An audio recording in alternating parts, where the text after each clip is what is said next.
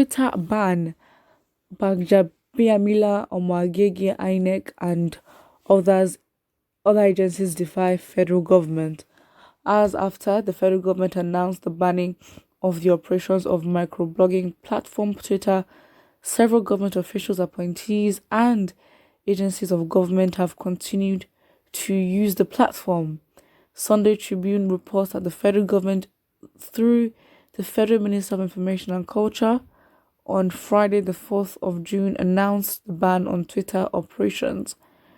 The announcement, signed by Assistant President on Media, Office of the Minister of Information and Culture, Segun Adeyemi, was posted via the country's official Twitter account at 4:53 p.m.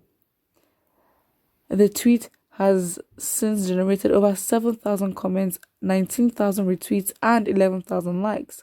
Unfazed by the Nigerian government's reactions, Nigerians have deployed the use of virtual private network (VPN) to bypass the government's restriction of Twitter.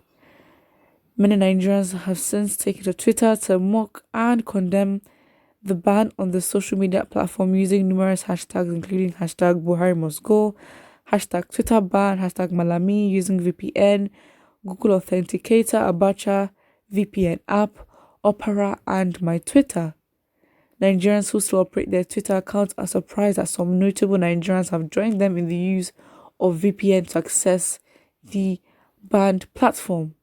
The notable persons include Governor Seyi Makinde of Oyo State, who appealed to the federal government to rescind the ban on Twitter operations, but many Nigerians were caught unawares as they could not access the platform on their mobile phones from Saturday morning. They were, however, assisted with the massive sharing of VPN link across many other platforms by ICT-savvy Nigerians. Makinde, in a statement posted on Twitter, asked the federal government to go beyond the emotional reactions to issues and think about how our actions will affect the people we lead and our international ratings socially and economically.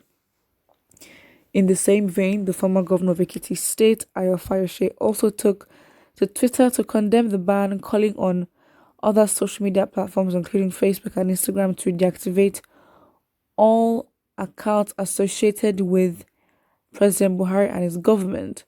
Sunday Tribune reports that Nigerians who are still connected to Twitter were able to do so using masked IP addresses from different countries of the world using VPN.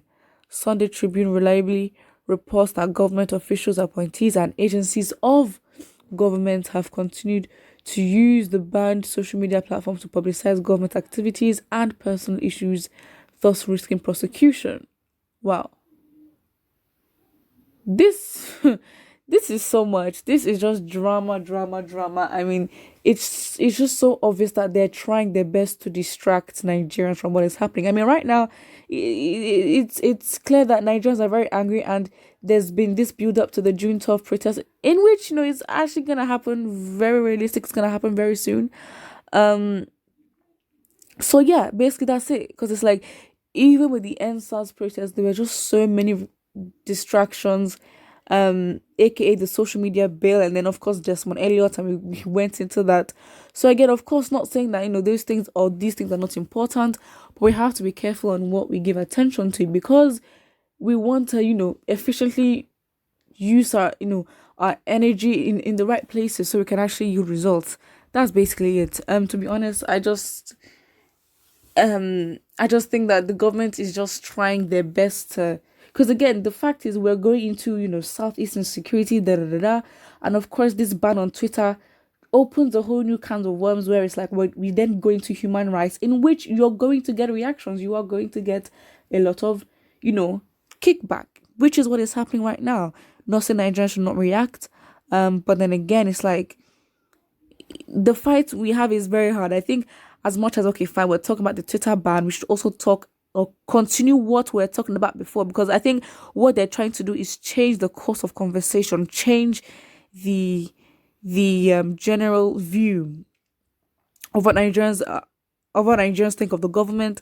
And it's still bad, But again, it's like the Twitter thing that is just it just strayed away from what Nigerians are talking about on Twitter when it came to holding the government responsible. We're talking about the southeast insecurity. We're talking about so many other things, and yeah, that was it's such a distraction. Someone says this is to tell you that those serving under foolish Buhari as perpetual slaves, but they are just afraid to follow the path of truth for the fear of being arrested or losing their job. So the Attorney General should go ahead and authorize their arrest and prosecution or forever hold is all right. Someone also said useless and spineless government. All their accounts on Twitter should be deleted as they should. I think, it's just so ironic because they announced the ban on Twitter. So again, it's just like, oof, please, how, how do you yeah, that's it. To be honest, that is really it.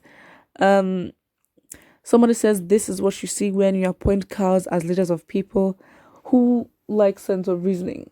I mean, listen, again, all these are just distractions. And it works perfectly. Again, it's like they they they know what to do. They know what to do to get a reaction, and they're doing it. I think for us to bypass them and be 2 steps ahead, we will talk about obviously the Twitter ban and all that, and still talk about what we were talking about before when it came to the insecurity in the country, herdsmen crisis, non-Nigerian Fulanis causing havoc, those kind of conversations, because those are real conversations that will actually hold the government accountable.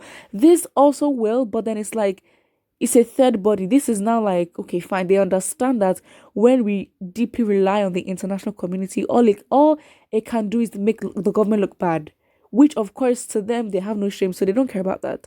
But I think when we rely on the Nigerian community, Nigerians expect help from powers in which there's a limit to what they can do. So again, in the grand scheme of things, there's really in that avenue does not necessarily hold the government accountable. Again, the deleted Buhari tweet did hold the government accountable, as in you cannot say things like this on another app. And of course, this just shows how, as somebody says, spineless the government is, because they cannot handle not being in control of another app. I mean, they pretend not to be in control, but then they really, really are in control, especially, in the every detail of a Nigerian's life. They are very much in control. So again, we're a platform in which they have no control over. Nigerians can literally make them embarrassed and make news trend like this. Worldwide trends. Nigerians can do that on Twitter and a lot more other things. They have no control of that. And again, it's just very random. They're using this as an excuse to push for this social media bill and all that. And then Adamu Gaba, pushing for his as is it Frank Idoho would describe it as his crow app. It's not gonna happen. Nigerians are not gonna do that. But yeah, that is what it is. Put what you think about it in the comment section below. Don't forget to like and subscribe.